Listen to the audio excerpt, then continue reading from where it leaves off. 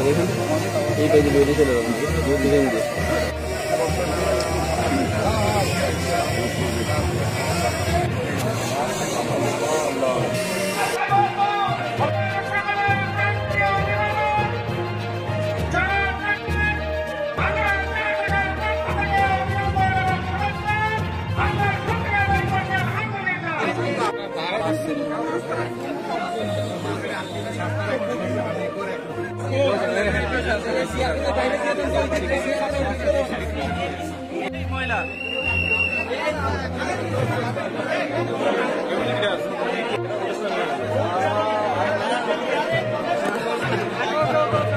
এই দুইটার মাধ্যমে আমাদের গোটা সংস্কৃতিকে, সামাজিকতাকে, পারিবারিক বন্ধনকে সব কিছুকে তছনছ করে দেওয়া হয়েছে।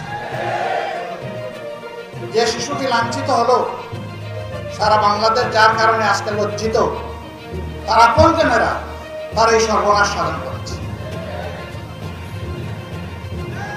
মানুষকে এই পশুর স্তরে নামিয়ে এনেছে এই সংস্কৃতি।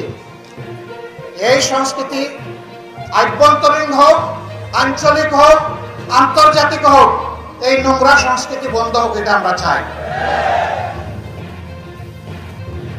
2 নম্বর, হ্যাঁ, দর্শন এবং খুনের সর্বোচ্চ সাজা হচ্ছে মৃত্যুদণ্ড, কিন্তু আজ পর্যন্ত কয়টা মৃত্যুদণ্ড এই দেশবাসী দেখেছে?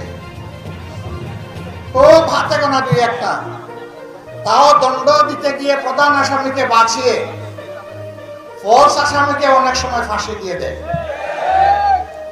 কিন্তু যদি কোরআনের আইন কায়েম হয় তাহলে অবশ্যই শতভাগ ন্যায় বিচার নিশ্চিত হবে। ন্যায় বিচারের নামেও কারো উপরে জুলুম হবে না, আবার জালিমও এখান থেকে রেহাই পাবে না। এই জন্যই আমাদের লড়াই।